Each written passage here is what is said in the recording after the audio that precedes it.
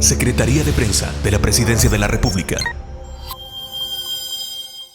¿Cómo está usted? Buenos días, Moisés, muy bien, gracias a Dios, espero que tú también. Un saludo también a todas las familias salvadoreñas que nos escuchan a través de este medio de comunicación.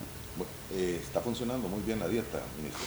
Estamos haciendo ejercicio en la madrugada, estamos haciendo ejercicio en la madrugada, más o menos a las 4 de la mañana. Ok, muy bien.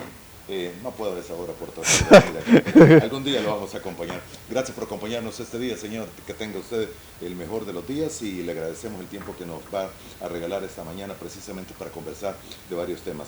Creo que el principal y nota de partida para esta conversación debemos de hacerlo con la desarticulación de esta red de corrupción en los trámites de licencias de conducir. ¿Qué tan grande era? ¿Hasta dónde había llegado? ¿Y cómo era que operaba, señor? Sí, fíjate que nosotros empezamos internamente con una investigación al principio, ¿verdad?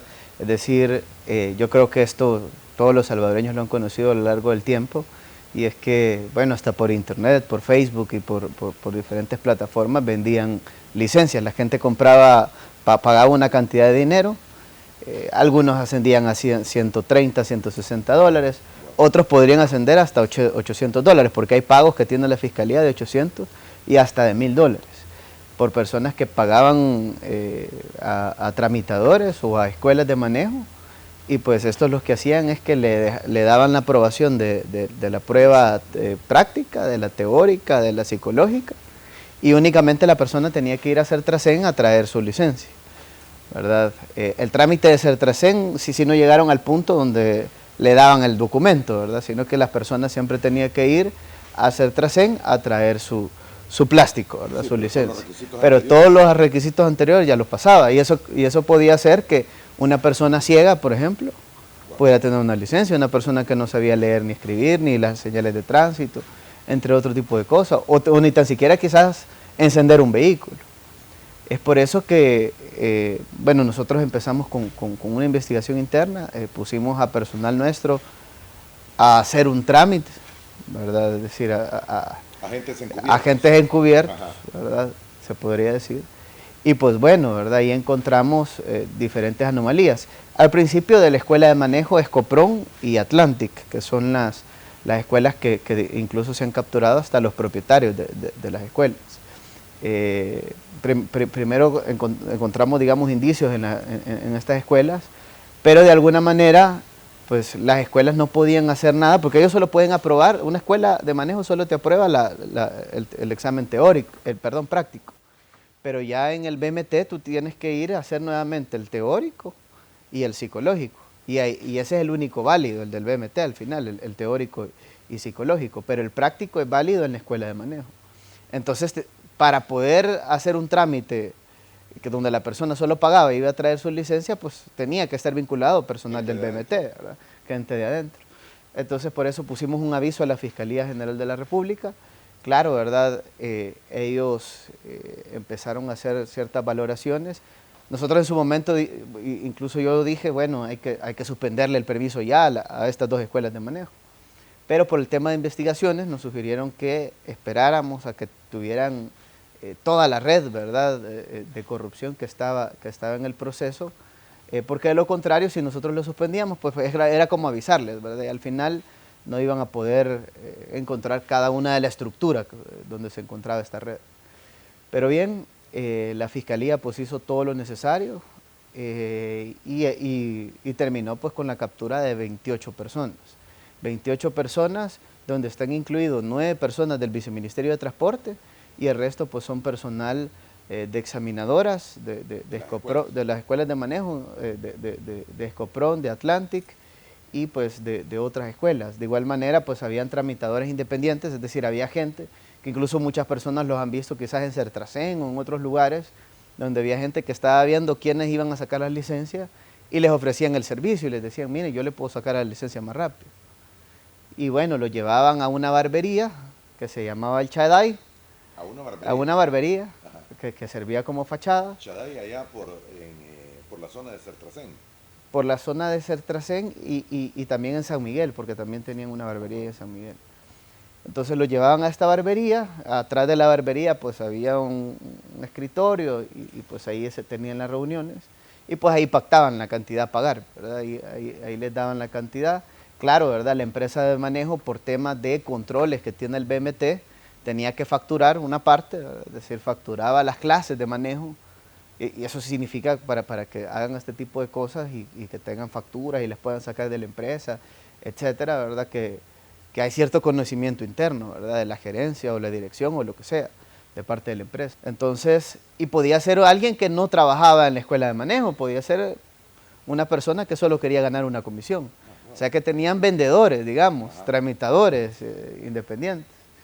Pero eran prácticamente comisionistas, ¿verdad? Personas que andaban buscando clientes para cobrarles, darles una factura de que habían pasado las clases, luego le daban los exámenes aprobados, tanto los del BMT, los exámenes teóricos psicológicos, que son los que se hacen en el Viceministerio de Transporte, y también pues el examen práctico, que es el que se hace en la escuela de manejo.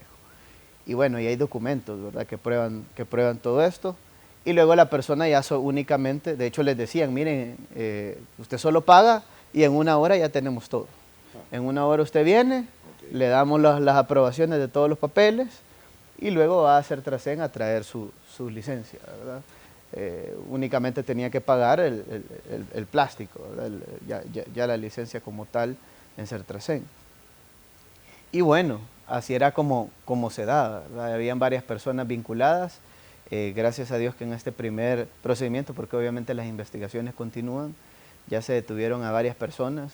Nosotros estamos contentos que se hayan llevado a las personas del BMT, porque eso significa que estamos limpiando la casa. Al final, pues nosotros pusimos el aviso, nosotros hemos estado trabajando en esto, hemos insistido porque sabemos que es algo importante y bueno, se hicieron reformas a la ley de tránsito para reducir los accidentes viales, para reducir los fallecidos, para reducir lesionados en carreteras.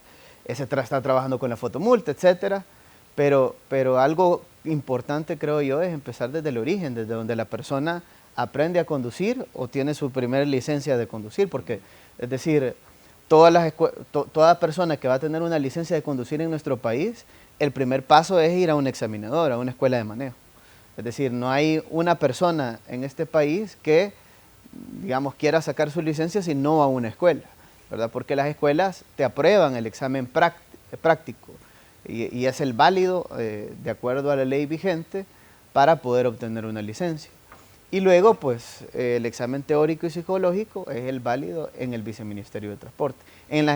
Normalmente en la examinadora te hacen el teórico, pero únicamente es como un filtro previo a ir al Viceministerio de Transporte, porque si al final no lo pasas en la escuela de manejo, ¿para qué vas a ir al resto, ¿verdad? Si al final igual lo vas a dejar, mejor la persona se dedica y estudia un poco más hasta que pase el examen teórico en la escuela de manejo, luego se va al BMT porque es más seguro que lo llegue a pasar. Tremendo. Por redes sociales, cualquier persona puede buscar en Facebook y puede poner venta de licencias y lo consigue. Y ahí veía, está. ¿Verdad? Ahí está, ¿verdad? Y las personas ponían su número de teléfono, ¿verdad?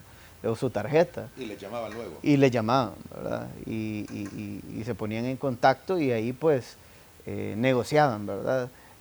Obviamente un montón de personas lo que hacían es que los citaban a ciertos puntos, principalmente a esta barbería El Shaddai, para poder tener una mejor conversación o cerca de las oficinas de Sertracen. Y de ahí pactaban cuánto era. Y de ahí pactaban cuánto era, ¿verdad? Y como menciono, o sea, hay personas que pagaron hasta $1000 y hay personas que hasta $1000 y hay personas que pagaron $160, ¿verdad?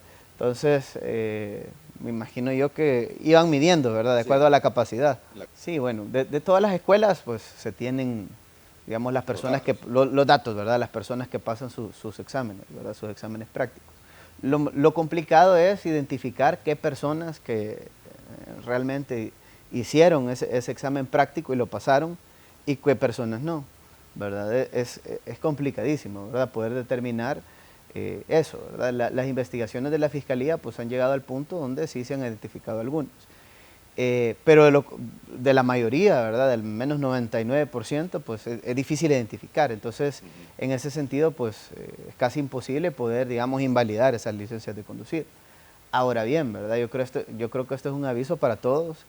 Una persona que paga o que soborna o que haga este tipo de actos, es decir, si bien es cierto hay corruptos, pero también hay corruptores, ¿verdad? Entonces, una persona que paga por obtener su licencia sin hacer ninguna prueba, eso también es delito, está cometiendo un delito.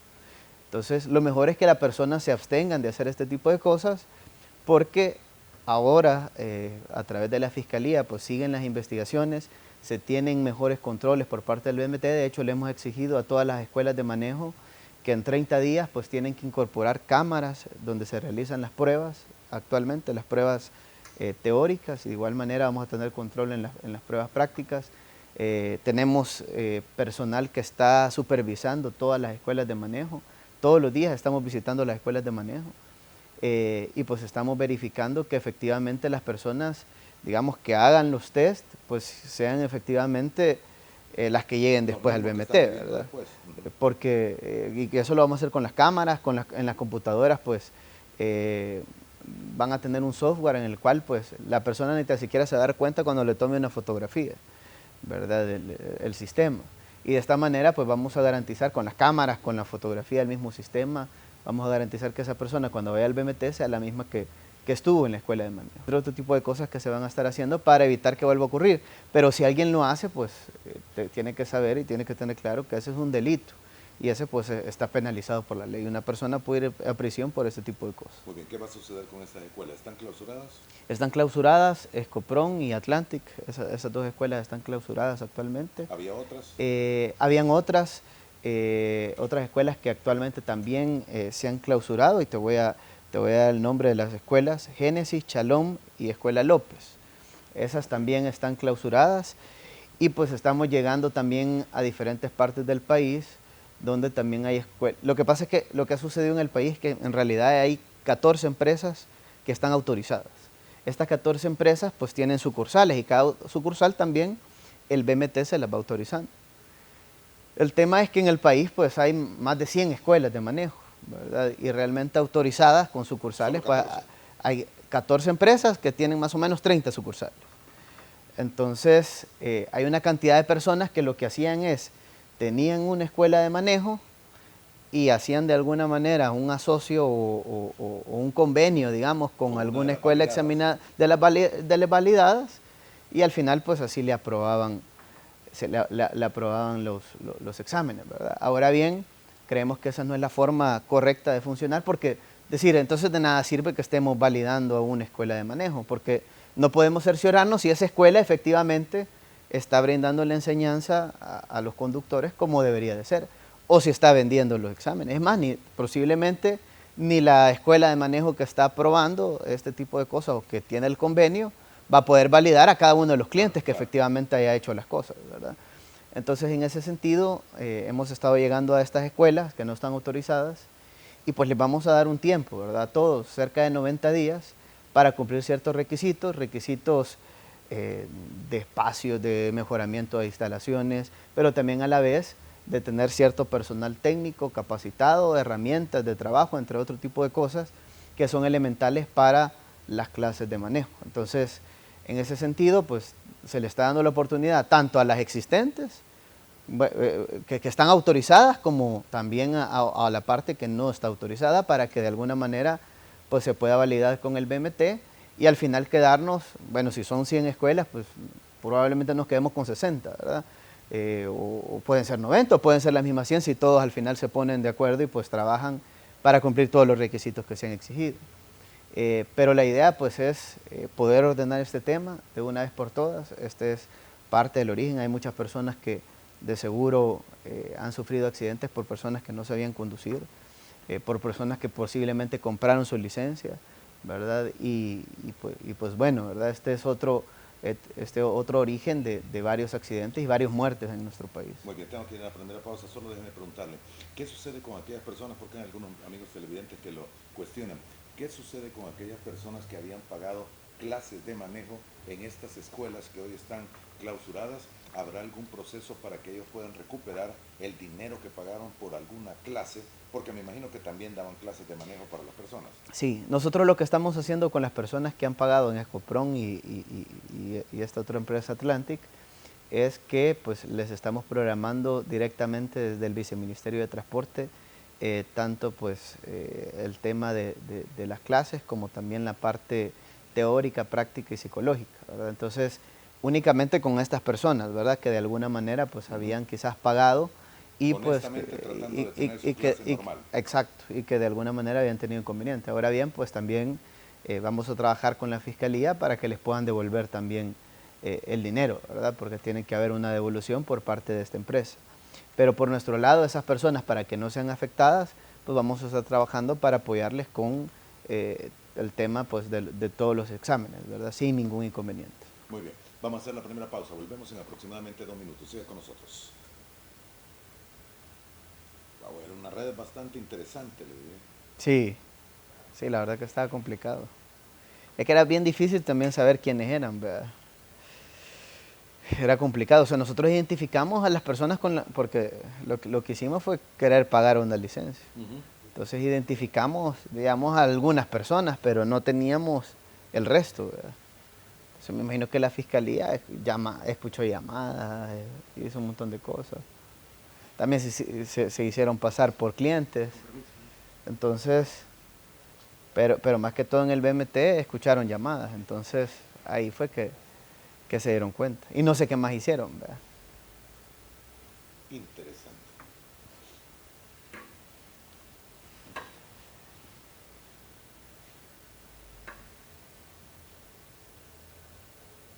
Interesante.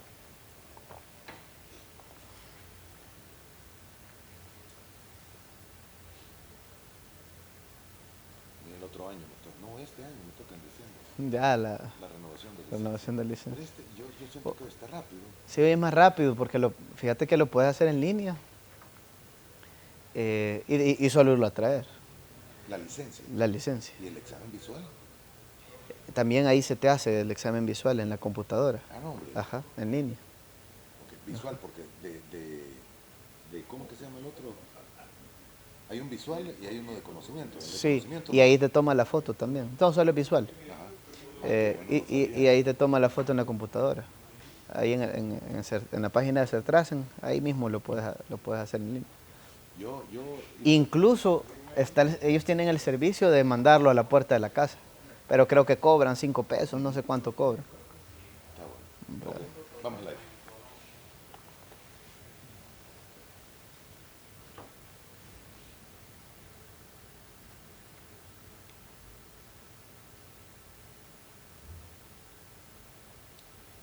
Gracias por continuar con nosotros, el licenciado Romeo Rodríguez, ministro de Obras Públicas y de Transporte, nuestro invitado de esta mañana en Frente a Frente. Un par de preguntas de los amigos televidentes, las leo por respeto a quienes nos escriben desde temprano. La pregunta es: ¿qué falló en el otorgamiento de los permisos? Nos dice J. Charlie Go, para estas escuelas de manejo. ¿Falló el BMT al otorgar los permisos? Lo que sucede es que es un tema que ya viene de años, ¿verdad? De hecho, estas prácticamente 14 empresas que han tenido permisos, pues ya viene de varios años, ¿verdad? Más de una década. Entonces no son, digamos, permisos nuevos que se han entregado a empresas. Entonces, lo que sucede en el país, pues bueno, ¿verdad? Falta de regulación, entre otro tipo de cosas, de alguna manera eso hizo a lo largo del tiempo que pues las empresas se fueran acomodando. Y pues bueno, una empresa, ¿qué es lo que busca? Busca el lucro, ¿verdad? Busca el beneficio. Si no, por decir, ¿para qué vas a abrir una empresa si al final tenés pérdidas, ¿verdad? Entonces, llegó el punto de que más allá de ser un lugar de aprendizaje para las personas, llegó a ser un lugar para poder obtener dinero lo más rápido posible. Y lo más rápido posible, pues, una empresa viene y ofrece que te pagas $160 y al final pues te dan la licencia sin ningún examen. Pues bueno, son ingresos que primero le entran a la escuela de manejo y también pues, aunque le tenga que pagar comisión a alguien, pero al final es dinero, ¿verdad?, que reciben sin hacer nada. Entonces, y lo empezó a hacer una empresa, después lo hacía otra, y pues y así, ¿verdad? Al final fueron 5 escuelas de manejo las que suspendieron. De ellas 2 son examinadoras autorizadas y las otras 3 únicamente escuelas de manejo, ¿verdad? No tenían la capacidad, digamos, no estaban autorizadas para hacer exámenes, ¿verdad? Pero aún así, pues tenían, digamos, su convenio con estas 2 examinadoras con las cuales hacían este tipo de cosas. Entonces, eso de alguna manera pues, fue permitiendo que se diera este tipo de cosas. Nosotros hicimos nuestra propia investigación interna porque este es prácticamente un secreto a voces, ¿verdad?, que se daba. Yo creo que muchas personas lo sabían. Y bueno, y cualquier persona no me dejará mentir que siempre habían visto a tramitadores o entre comillas, ¿verdad?, o gente allá afuera ambulando a los alrededores de Certracen, ¿verdad?, y no era por gusto. Entonces, y a más de algunos le ofrecieron una licencia, estoy más que seguro. Pero bueno, había que destapar esa red de corrupción, claro, ¿verdad? Nosotros por nuestro lado lo que podíamos hacer es poner un aviso. Quisimos hacer una pequeña investigación, pero al final pues, fue la Fiscalía la que hizo la investigación robusta y determinó al final los responsables, que eso es al final lo más importante de todo. Todo llevó su tiempo, ¿verdad? El proceso que realizaron, pero lo importante es que ya llegó a detener a una cantidad de personas importantes y creo que marca un precedente, ¿verdad? Para todos los demás, tanto para el personal del BMT, del MOB o de otras instituciones, donde no se va a tolerar este tipo de actos de corrupción. Muy bien, vamos a cambiar de tema por cuestión de tiempo, ministro. En el caso de las fotomultas ya se están aplicando, como todos lo conocemos. ¿Están en la Monseñor Romero? Tenemos ahorita en la Monseñor Romero y en la autopista Comalapa. Okay. En ¿Y esos... la del Puerto de la Libertad cuándo comienza? La del Puerto de la Libertad, fíjate que lo íbamos a empezar este mes, pero ahorita lo hemos pasado para la primera semana del mes de marzo, ¿verdad? Sí. La próxima semana. La próxima semana, a finales de la próxima semana. Sí, ya estamos por llegar a marzo. ¿Por qué? Porque realmente queremos dejar bien señalizada la autopista. Lo que sucede es que en el país hay una única máquina que borra la señalización en el concreto, ¿verdad? Y que hasta la tiene Holcim realmente. Y en Centroamérica solo esa máquina está. De hecho, pues nosotros le pedimos a ellos que la necesitábamos y pues la trajeron de Panamá. Entonces, y está en el país, ¿verdad? Lo único que pues lleva su tiempo, ¿verdad? Es decir, aunque se trabaje mañana, tarde y noche, pues es un proceso bastante complejo. Entonces hay señalización antigua o que de alguna manera se puso en algún momento que hay que irla borrando y hay que ponerla nueva. Porque, es decir, hay que ser sinceros, ¿verdad? En nuestro país a lo largo del tiempo todo este tema de la señalización siempre fue como un espantapájaros, ¿verdad? Es decir, yo incluso le preguntaba al personal del MOB porque en las autopistas del país yo no veía ningún rótulo de 90 kilómetros por hora. Y yo creo que tú puedes ver en cualquier carretera y no vas a ver un rótulo que diga máximo 90 kilómetros por hora. En la Monseñor no había, en la autopista Comalapa no había, en carretera del Puerto de la Libertad no había. Decían rótulos 80 kilómetros. Y lo que pasa es que la ley dice que donde no hay señalización, por ejemplo, la velocidad máxima es 90 kilómetros. Eso es lo que dice la ley, donde no hay señalización.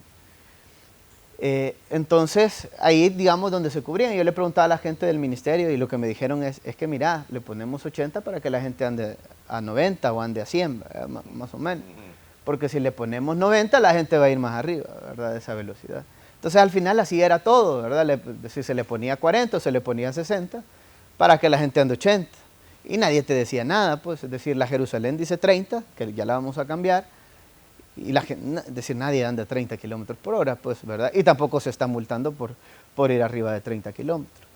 Entonces, así ha sido siempre. Entonces, eso ahora es diferente con la fotomulta, porque pues ahí digamos, hay una captura, ¿verdad? De parte de las cámaras, te miden la velocidad, le mide el peso al transporte de carga y la velocidad también. Y pues ahí sí se te aplica la multa, ¿verdad? Definitivamente. Entonces, en ese sentido hay que cambiarla, ¿verdad? Y hay que poner la velocidad real, ¿verdad? Y en este caso, en la carretera del puerto, la velocidad va a ser 110 kilómetros por hora, únicamente en algunos lugares donde hay curvas o donde hay ciertos sectores, como la curva del Papaturro, por ejemplo, donde las velocidades pueden rondar entre los 45 hasta los 60 kilómetros por hora, ¿verdad? Claro, tiene que haber un antes, ¿verdad? Para ir reduciendo la velocidad y no tener ningún inconveniente. Y otra cosa, ¿verdad? No es que en digamos, en todos los puntos de la carretera es que se tienen las cámaras, ¿verdad? Prácticamente las cámaras las tenemos en aquellos puntos donde se puede dar un siniestro vial, que es lo importante al final de cuentas, ¿verdad? O donde normalmente se dan accidentes. Por ejemplo, en la carretera al puerto, pues tenemos una en la curva del Papaturro, antes de llegar a la curva del Papaturro, de ambos sentidos. Y pues también tenemos en otro tramo para poder garantizar que la velocidad máxima sea hasta 110 kilómetros por hora. En la autopista Comalapa, por ejemplo, ahí tenemos 6 cámaras, 3 por cada sentido.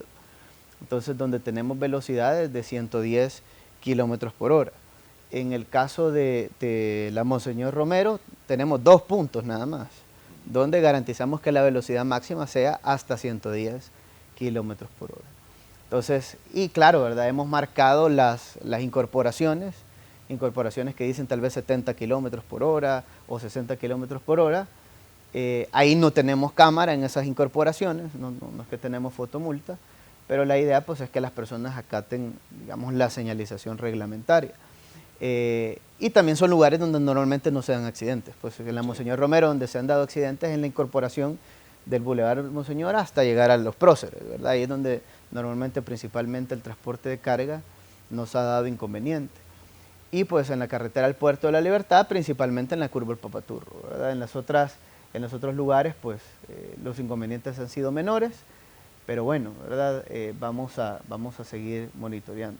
Hemos puesto varias infracciones, claro, al final yo siempre digo, nosotros quisiéramos poner menos multas, porque hay muchas personas que creen que el tema de las fotomultas se puso para recaudar más recursos. Por darte un dato, pues digamos el gobierno recauda más o menos 20 millones, o más o menos, bueno, más o menos se ponen cerca de 20 millones en multas. Al final se recauda menos, pero al año en multas, ¿verdad?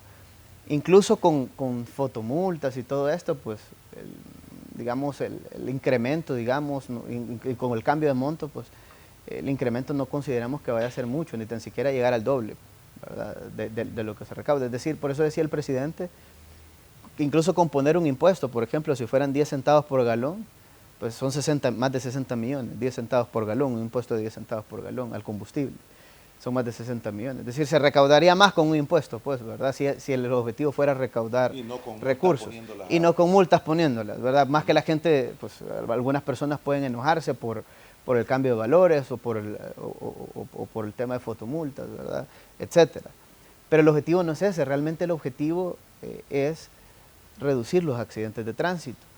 Y bueno, se ha dado el resultado, ¿verdad? En el año nosotros llevamos actualmente menos accidentes este año con respecto al año pasado. Ahora, ¿cuántas multas se han aplicado en fotomultas, señor? No sé si tendrá el dato. Sí lo tenemos. En fotomultas actualmente se han colocado 971. Este es el total del mes de febrero. 971. 971. Esto incorpora los dos lugares, ¿verdad? Tanto el Boulevard Monseñor Romero como Comalapa. Se han puesto 722 en Comalapa y 249 en el Boulevard Monseñor Romero. La gente va más volada. En Comalapa hay una mayor circulación de vehículos principalmente en horarios donde hay menor carga vehicular y pues bueno, exceden la velocidad de los 110 kilómetros por hora. Madrugadas y nocturnos. Lo que sigue, siempre, digamos, hemos tenido un par de accidentes en la autopista Comalapa, pero al menos consideramos que se ha reducido, según nuestros datos, en un 60% los accidentes en la autopista Comalapa, ¿verdad? Y más o menos en un 70% las muertes en la autopista Comalapa. De hecho, prácticamente cada 2 días estábamos teniendo un accidente en la autopista Comalapa. Ahorita más o menos tenemos 1 por semana, ¿verdad? Queremos que no tengamos ninguno, ¿verdad? Y vamos a seguir luchando por eso. Pero prácticamente cada 2 días estamos teniendo un accidente en la autopista Comalapa. En el Boulevard Monseñor Romero ha sido menos siempre, pero se han dado, ¿verdad? Se han dado muchos casos. Entonces, esa es la idea, ¿verdad? Al final, reducir accidentes. Quisiéramos no poner ninguna infracción de tránsito, pero lamentablemente siempre hay conductores que van a excesiva velocidad y de alguna manera pues se le tiene que colocar la infracción. También en el transporte de carga tiene que circular en los carriles de la derecha, no tiene que ser en el carril de la izquierda, y pues tienen que ir con el peso reglamentario, ¿verdad? Entonces, de acuerdo a la capacidad de cada unidad, ¿verdad? Hay unidades de 8 toneladas, de 12 toneladas, etcétera, ¿verdad? Entonces, hay una velocidad máxima permitida. Lo otro, pues también hay un horario de circulación, es decir, a través de las cámaras podemos identificar que estén cumpliendo los horarios, los horarios establecidos. Entonces también se le puede colocar una infracción por este tipo de cosas. No todas son por ese motivo, pero al menos un 80% sí. ¿Con la multa mayor? Con la multa mayor de $150. $150, ok. Muy bien. Esto es en los 2 tramos, según me menciona usted, y el tramo al Puerto de la Libertad, entonces estaría, en todo caso, para la próxima semana, de acuerdo a lo... A finales de la próxima semana. Yo consideraría que ahí tipo sábado estaríamos comenzando. Muy bien, pero va para todo el país. La idea es... el litoral y todo lo demás. Va a ser en todo el país, ¿verdad? De hecho, nosotros ya tenemos, es decir, las cámaras ya funcionan, ¿verdad? Es decir, no estamos aplicando las multas, que es otra cosa, pero las cámaras ya funcionan, el centro de monitoreo funciona. Tenemos cámaras en la Manuel Enrique Araujo, en el Paseo General Escalón, el Boulevard Los Héroes, en la Jerusalén, es decir, hay cámaras en todos lados, pero no las tenemos, digamos, funcionan, pero no las tenemos activas en el sentido de poner infracciones de tránsito. Únicamente Boulevard Monseñor Romero y autopista Comalapa. ¿Por qué? Porque tenemos que garantizar que la señalización esté bien. Porque de lo contrario, pues van a haber personas que nos van a decir, pero miren, aquí decía 60 kilómetros por hora y ustedes, pues, yo iba a 50 y me multaron, ¿verdad? Entonces, por un decir. Entonces, la idea es que estén bien señalizadas esas autopistas para que no haya confusión en los conductores y pues evitar cualquier queja, ¿verdad? Entonces, esperaríamos que la próxima semana ya empecemos con Carretera del Puerto de la Libertad, que únicamente vamos a terminar de cambiar la señalización y luego empecemos en los otros lugares, ¿verdad? En el tema de los tramos urbanos, pues más que todo es el tema de los semáforos, ¿verdad? Hay personas que se pasan en los semáforos en rojo y eso queremos evitarlo. Ahora bien, también sabemos algunos motivos por el cual se pasan muchas personas los semáforos en rojo. Por ejemplo, en horario nocturno, no hay vehículos en ningún lado, pues bueno, las personas se pasan el semáforo, pues no hay carros, dice. Pero igual es multa. Podría ser una multa. Ahora bien, y eso es lo que quería decir, con los semáforos inteligentes ya funcionando como tal, pues la idea es que si no hay carro en ningún lado, te dé color verde el semáforo, ¿verdad? No debería por qué tener color rojo, debería darte color verde. Entonces, decir, cuando activemos estos corredores, la Manuel Enrique Araujo, por ejemplo, que va a ser la siguiente después de Carretera del Puerto de la Libertad, pues en horario nocturno ya los semáforos van a estar funcionando de manera inteligente y pues bueno, cuando no hayan vehículos en ningún lado, te va a dar verde, ¿verdad? Todo el corredor. Entonces ahí no va a tener ningún problema nadie, ¿verdad? Para poderse pasar a algún lugar. Ahora bien, si al final está en rojo porque están pasando carros y se pasa el semáforo, pues bueno, ahí sí se le va a colocar la infracción, ¿verdad? Otra cosa que habrá que tener cuidado es con el sendero peatonal, ¿verdad? Que lo vamos a delimitar bien, porque esto no solo sucede en El Salvador, sino que en todos los países del mundo, donde la senda peatonal hay que respetarla, ¿verdad? Porque es para el paso de cebra, como muchos le dicen. ¿Por qué? Porque es para que pasen los peatones, ¿verdad? Entonces, en ese sentido, los vehículos tienen que quedarse antes de ese sendero. Eso no está multado en este momento, el que se queden sobre el cebra. Normalmente se multa cuando está el policía, ¿verdad? Le pone la infracción, pero ya con las cámaras va a ser algo más permanente, ¿verdad? Claro. Porque ahí va a ser las 24 horas el control. Aquí va a ser necesario un poco de educación, ministro, porque yo estoy aquí, en el semáforo, aquí, esperando que me ponga verde. El semáforo me pone verde y voy a cruzar a la derecha y ahí hay cebra. En el momento en el que a mí me pone verde, ellos pueden pasar en el cebra, porque ya no está transitando los vehículos en este lado. Sí. El que debo de parar soy yo. De acuerdo. No es que el peatón pase y después voy a pasar yo. No, totalmente. Y algo que vamos a hacer también, terminar de poner, son semáforos peatonales. Para que la gente también, en algunos lugares ya hay y lo vamos a terminar de poner en todos lados, porque eso también va a ayudar, ¿verdad?, a educar al peatón. Creo que eso es necesario. En los tramos urbanos, como en otras ciudades, hemos pensado que el paso peatonal debe ser a nivel, pero en las carreteras principales donde pasa el transporte de carga, la autopista Comalapa, la carretera Panamericana, la carretera Litoral y otras autopistas importantes, pues el Boulevard El Ejército, por ejemplo, es decir, tener 6 carriles, ¿verdad? Es decir, el paso peatonal es complicadísimo. Ahí pues tiene que ser a través de pasarelas, ¿verdad? En Japón, por ejemplo, en las carreteras principales, es decir, no detienen al transporte de carga ni al resto de vehículos, ahí se colocan pasarelas. Y en los tramos urbanos, pues el paso es a nivel, ¿verdad? La gente se puede cruzar las autopistas pues tienen más carriles, pero te puedes cruzar, igual en Corea del Sur, te puedes cruzar una autopista de 8 carriles caminando sin ningún problema, ¿verdad? Y la cultura también pues ha cambiado, ¿verdad? Me imagino que en algún momento no era así, ¿verdad? Pero poco a poco fue cambiando, al poner reglas, al poner multas, etc. Pero ya en las carreteras principales donde circula el transporte de carga, ahí pues a través de pasarelas, y lo mismo vamos a replicar acá en el país, ¿verdad? Es decir, y digo esto porque hemos visto también que muchos casos donde los peatones quieren cruzarse la calle en varias autopistas importantes donde la velocidad ronda los 110 kilómetros por hora, y pues bueno, ¿verdad? Eso es un riesgo. Y muchas veces ahí a la par está la pasarela y se pasan corriendo, ¿verdad? Si entendemos el caso de personas con discapacidad, en ese caso pues tenemos que trabajar en algunos casos para hacerle rampa a las pasarelas, en otros casos pues ya existen y aún así pues no se utilizan, ¿verdad?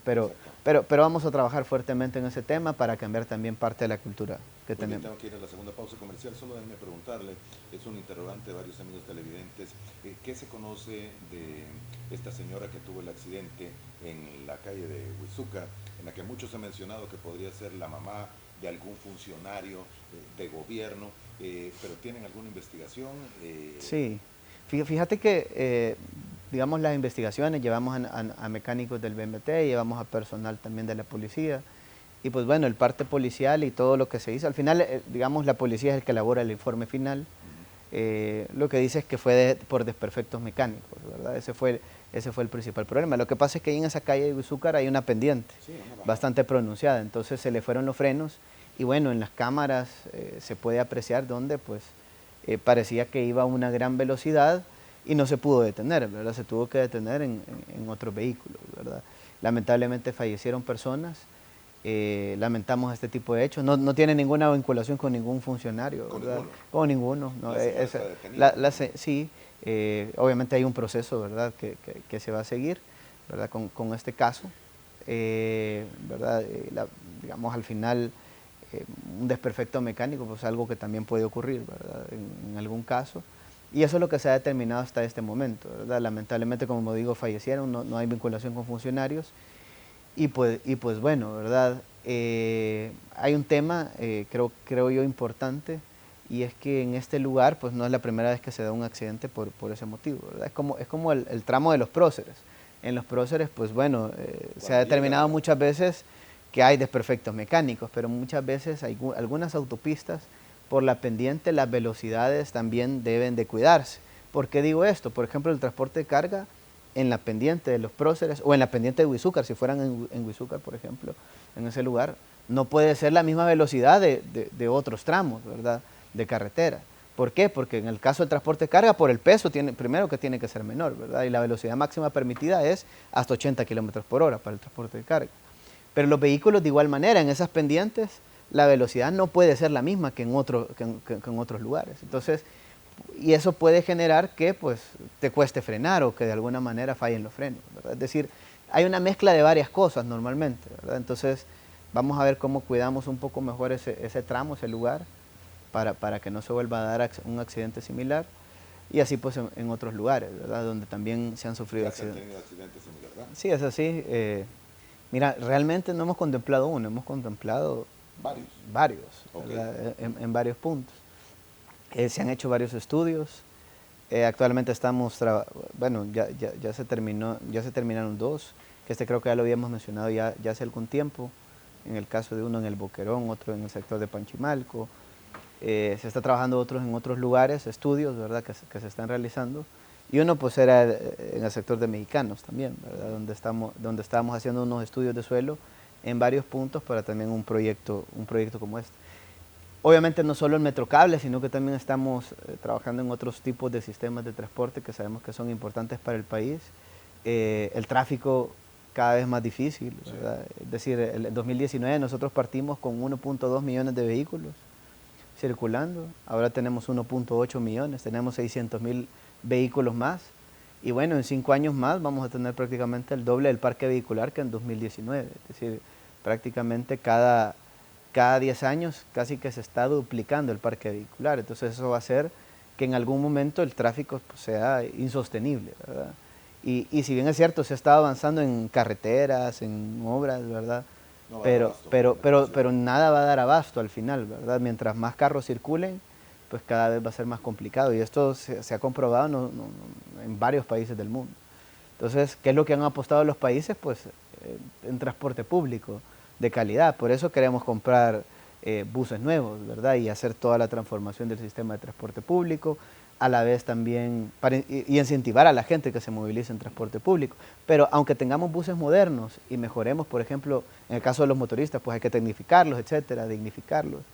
Pero aunque mejoremos el servicio, aunque mejoremos el tipo de unidad, si bien es cierto va a ser un cambio importante, pero también, digamos, si los buses igual circulan en el mismo tráfico, Sí, ¿verdad? La gente, mismo problema va a digamos, muchos que manejan vehículos no van a tener tanto incentivo, ¿verdad? Por tema de comodidad, etcétera. Y digamos que si ahora son más cómodos, pero también al final va a ser casi que el mismo tiempo. Y quizás un poquito más en el bus porque va parando, ¿verdad? Pero si tenemos otro sistema de transporte donde no pase por el tráfico, pues ese sí es un incentivo. Entonces, es decir, si yo me tardo una hora para llegar a un punto, pero si me voy en un teleférico, me voy en un metro, me voy en un tranvía o me voy en otro sistema de transporte, donde me tardo 15 minutos, mejor me voy en ese sistema. exacto. Solo déjeme preguntarle, me dijo Panchimalco, Boquerón, Esas son dos líneas, ¿verdad? Uno en el sector del Boquerón, por el volcán. Boquerón, Panchimalco y Sacamil. Ah, no, sí, pero lo que pasa es que esas son tres líneas, digamos. O sea, una sola línea es un teleférico que llegara al Boquerón, por ejemplo. ¿De dónde? ¿Partiendo de dónde? Partiendo por el sector de Maferrer, toda esta zona, ¿verdad? Ok, ajá. Por el sector de la Jerusalén.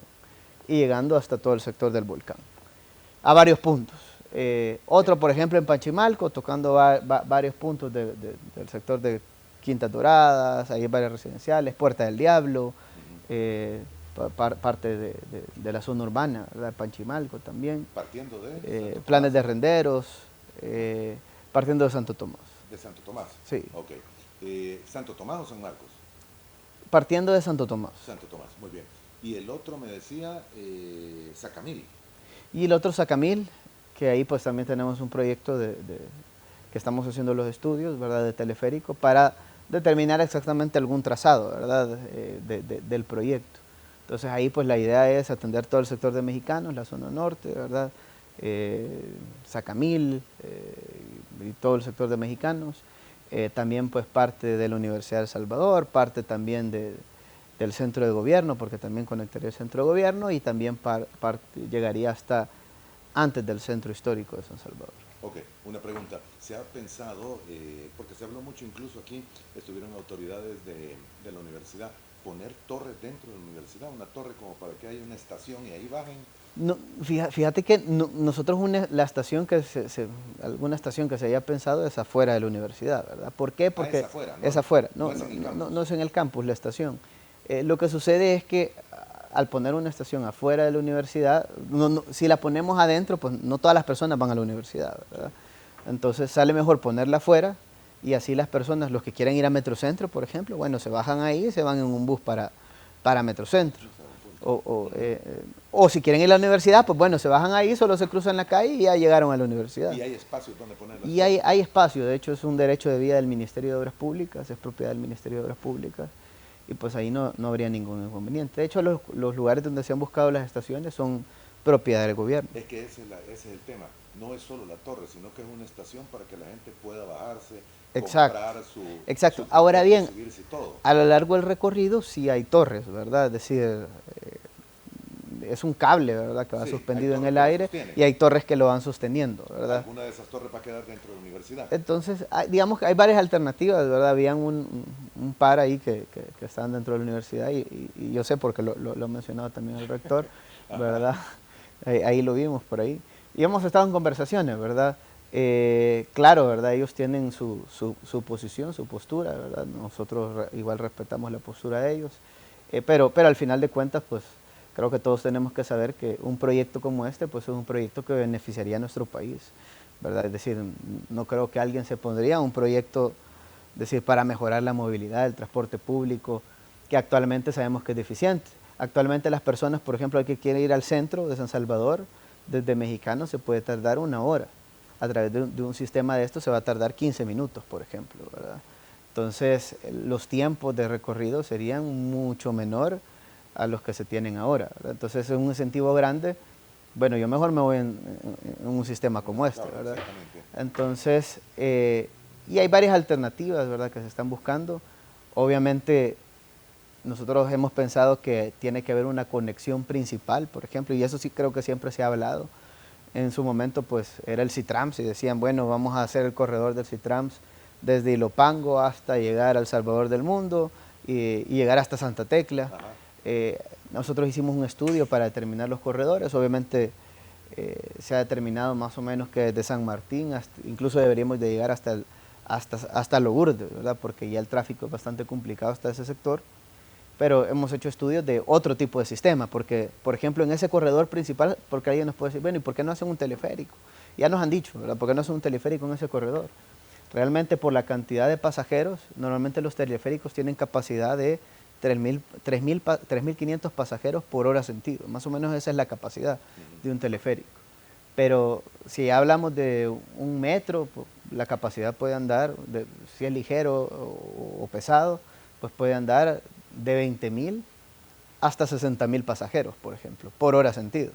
Entonces, realmente nosotros en el corredor, desde San Martín hasta Las Delicias, por ejemplo, tenemos más o menos 25.000 pasajeros por hora sentido que tenemos que mover. Entonces ya un teleférico se nos quedaría corto, ¿verdad? Por eso es que un teleférico o un BRT o un sistema como este, pues debería de ser únicamente alimentador de un sistema más grande, ¿verdad? Un sistema más completo.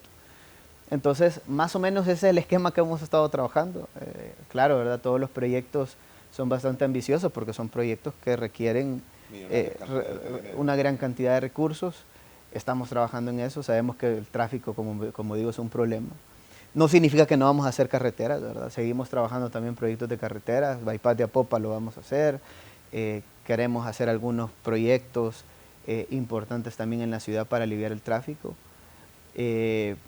Porque también un proyecto como un nuevo sistema de transporte pues va a generar tráfico como tal, ¿verdad? Es decir, toda construcción genera ciertos inconvenientes momentáneos, ¿verdad? Donde la gente pues posiblemente en la cabeza nos puede decir cualquier cosa, ¿verdad? Claro, ya cuando el proyecto está terminado pues sabemos que es diferente, pero sí comprendemos, ¿verdad? El tema de que cualquier proyecto de construcción, es decir, no existe un proyecto de construcción que no vaya a generar tráfico, por más que nosotros querramos, al final hay que invadir una vía, incluso aunque es un proyecto, por ejemplo, se hiciera subterráneo, pues en algún tramo va a tener cierta complicación. Claro, posiblemente sea menos, ¿verdad? Menos invasivo que algo que tenga un viaducto, ¿verdad? O que tenga otro tipo de obras, pero al final toda obra que se haga en carretera pues tiene su afectación. Pero bien, lo importante es que no nos hemos quedado con los brazos cruzados, ¿verdad? Estamos trabajando, hay varios estudios, se está trabajando en financiamiento también de todos estos estudios y pues bueno, esperamos que todos nos puedan acompañar, que podamos trabajar con la Universidad de El Salvador, que podamos trabajar con todos, porque al final son proyectos que beneficiarían a todos los salvadoreños. Muy bien. Señor, en todo caso, y solo para dejar finiquitado el tema de la universidad, ¿se está hablando con las autoridades para ver? Sí, estamos hablando con las autoridades. Exámenes de suelo y todo lo necesario para si es que se instalan torres. Sí, de hecho en varios lugares ya hicimos los estudios, ¿verdad? Prácticamente lo último que nos queda es en el sector de la universidad hacer los estudios de suelo y claro, ¿verdad? Estamos trabajando en armonía, hablando con ellos, consensuando, ¿verdad? Todo el tema, ¿verdad? Así como con cada uno de los actores por donde pudiera haber un sistema como este. Claro, como digo, ahorita pues son los estudios lo que estamos haciendo y pues es parte de un proyecto bastante integral. Sí, lo que sucede es que más o menos, para mencionarte, actualmente hemos estado trabajando con el BCIE, con el Banco Centroamericano de Integración Económica para varios proyectos. De hecho, a la Asamblea Legislativa ya se metieron 2 proyectos importantes ahorita. Uno de ellos es el sector de la carretera litoral, que es la ampliación de la playa del Obispo a la playa del Zonte. Creo que tú ya has visto que hemos estado trabajando en la parte de la ciudad, en cableado subterráneo, 4 kilómetros, y hemos estado trabajando en ampliación de la calle. Pero el proyecto es de 23 kilómetros, es decir, llega desde el Obispo, es decir, de donde está Ciudad Puerto, hasta llegar al Zonte. Entonces, el BCIE nos va a aprobar en este momento un tramo de esa carretera para llegar hasta el Zonte. Más o menos el préstamo rondará los 115 millones de dólares, pero incluye un tramo de carretera, incluye planta de tratamiento de aguas residuales, porque es decir, todos los ríos que pasan en el Puerto de la Libertad le vamos a poner plantas de tratamiento. Entonces se va a construir plantas de tratamiento en todos los ríos hasta llegar al Zonte, y también pues incluye una obra de desnivel en el sector del Kilo 5. Creo que de todos es de conocimiento que en el Kilo 5, exacto. Y la carretera que va a Guatemala. Exacto. Ahí se hace una fila de 6, 7 kilómetros, ¿verdad? Es complicado. Así es. Entonces, eso lo vamos a resolver. Los vehículos van a transitar normalmente como lo hacen ahorita, ¿verdad? En la CA08 sin ningún problema, de ir a Cajutla hacia Sonsonate, y pues vamos a hacer una especie de una oreja como la que está en el sector de San Miguel.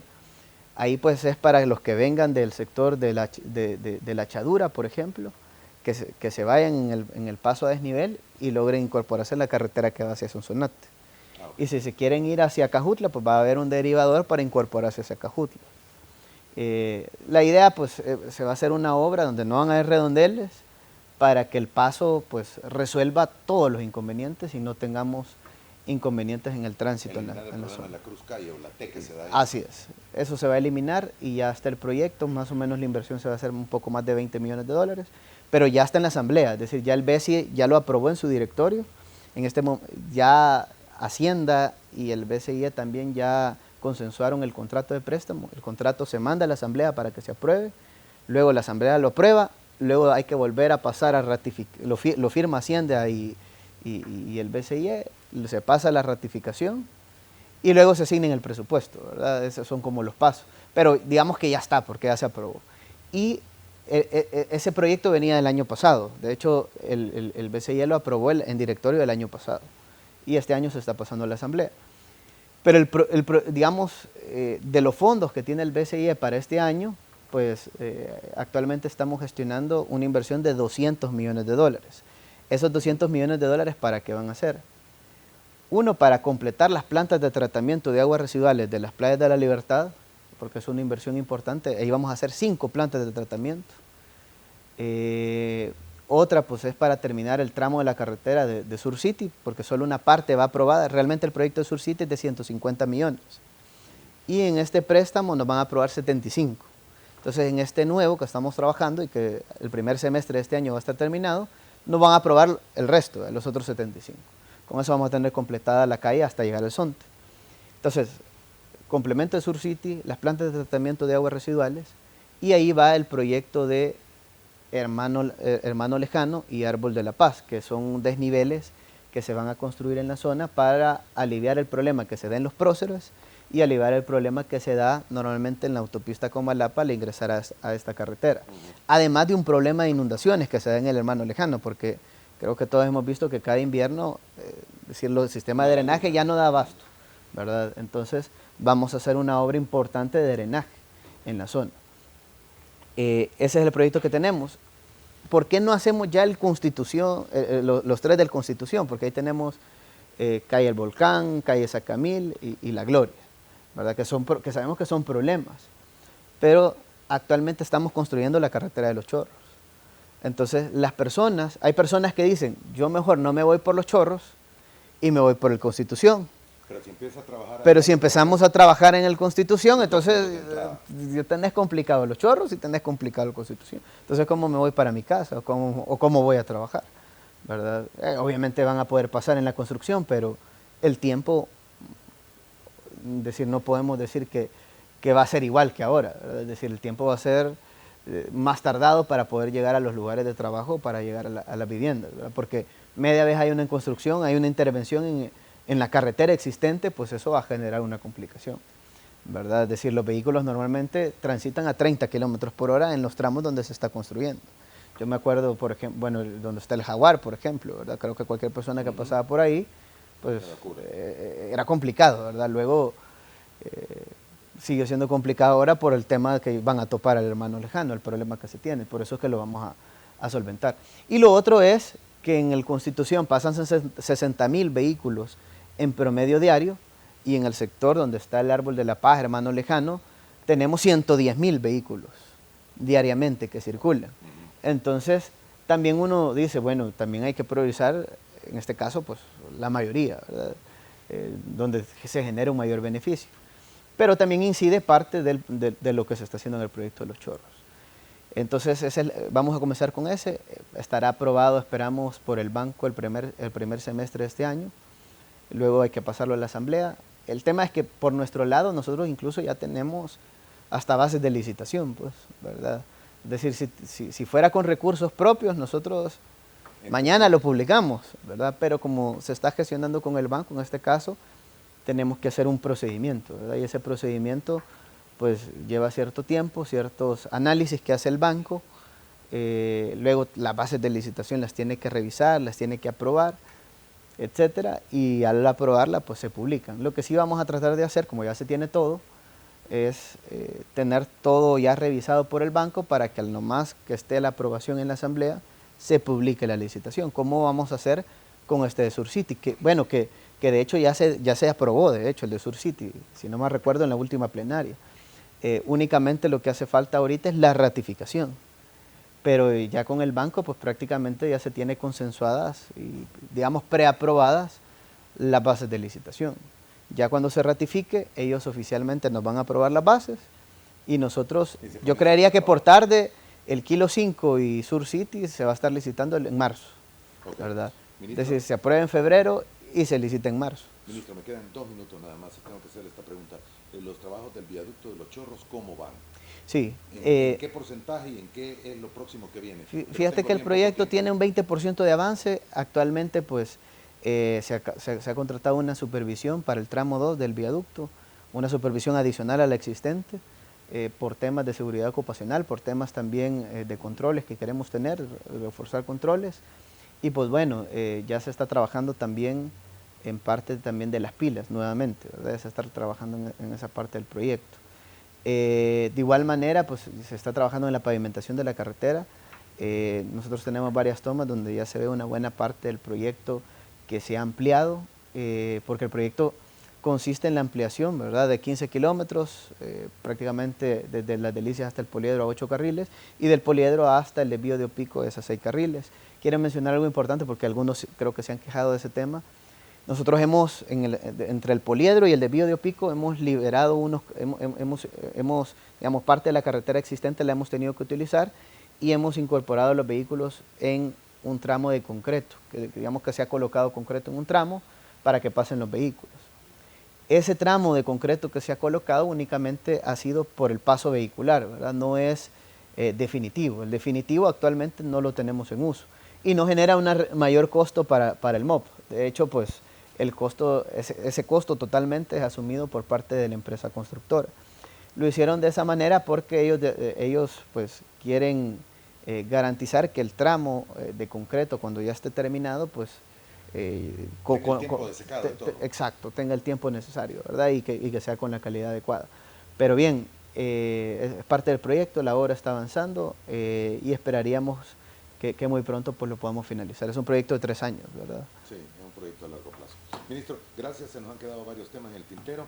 Vamos a ver si podemos agendar otra visita para continuar hablando del resto de proyectos, recarpeteo de calles y obras que se van a hacer en la reconstrucción de muchas de estas. Pero le agradezco que haya estado con nosotros. No, gracias a ti por la invitación y mandarle un saludo a toda la familia salvadoreña, decirles que vamos a seguir trabajando para mejorar el país. Que tenga el mejor. Secretaría de Prensa de la Presidencia de la República.